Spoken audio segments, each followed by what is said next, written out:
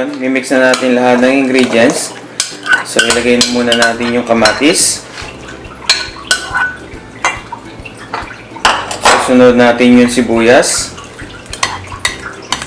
Guys, lahat na yan ilalagay na natin. Susunod natin na yung luya. At susunod natin ang ating garlic o bawang.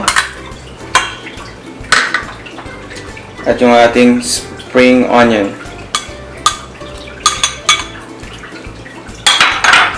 So guys, mimix nyo lang lahat-lahat muna. So mix nyo lang.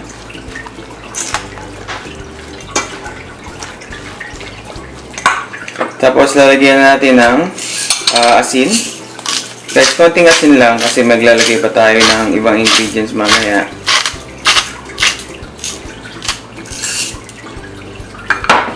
Isusunod natin ang ating paminta.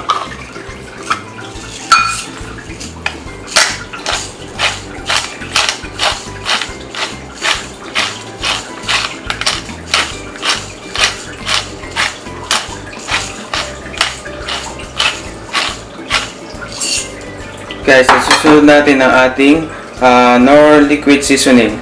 So kaya hindi natin nilagyan ng ng ganong asin kasi maglalagay pa tayo ng ating nor seasoning. Kasi maalat din to guys. Pero ito, maalat at the same time iba yung nabibigay na flavor niya. And guys, i-mix lang natin all together. So make sure even yung pagkaka-mix natin para lahat ng flavor ma-mix.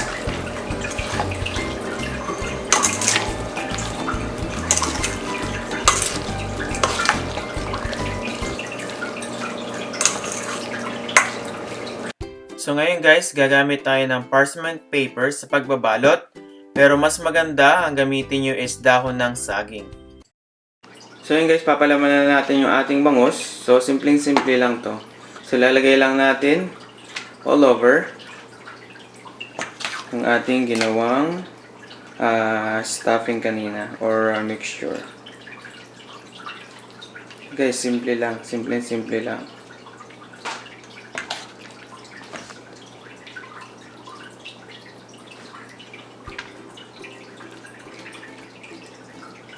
So ayan guys, nakapalaman na ng ating bangus.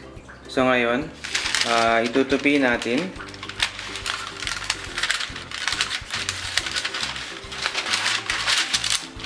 Tupi natin siya. Make sure nasa middle siya ng ating wax paper. So guys, pag naitupi na natin, bago natin balutin, lagyan muna natin siya ng nor seasoning. Yung labas.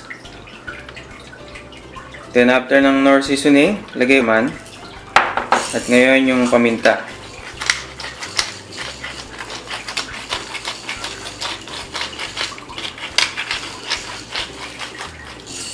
So ngayon guys, tutupin na natin. Simple lang pagtupi. Babalot na natin siya ng ating wax paper.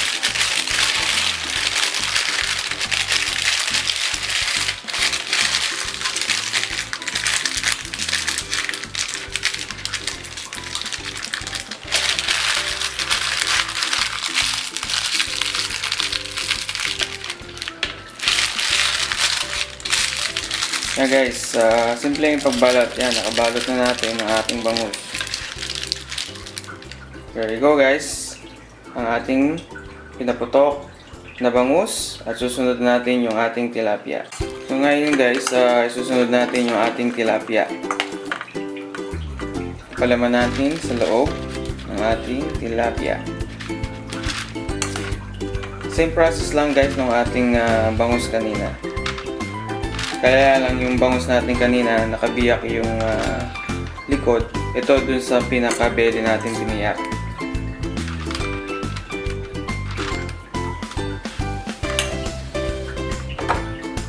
Same process guys. Itong paglalagay ng seasoning sa labas ng skin. So optional lang to kung gusto niyo pa ng ganitong ingredients sa labas. So optional lang. Pero kami mas preferred namin na may seasoning din yung labas niya. Para labas at loob may lasa.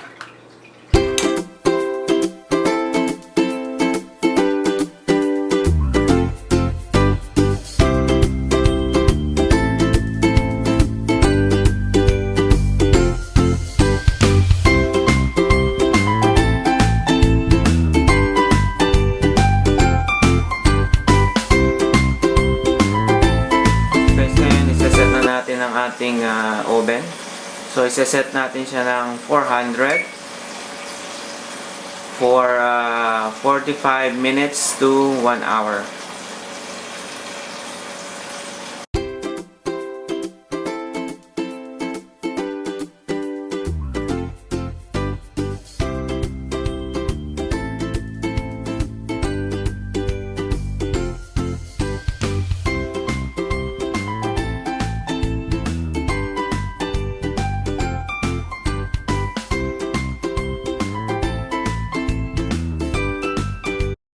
So yan guys, luto na yung ating pinaputok na isda, tilapia and bangus. So yan guys, tingnan nyo ang kulay. Napakaganda guys, pulang pula. So yummy.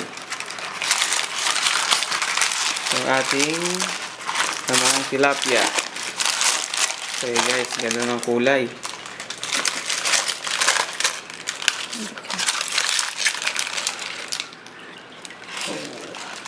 Wow! Sarap! Guys. Ganda ng pagkakaluto.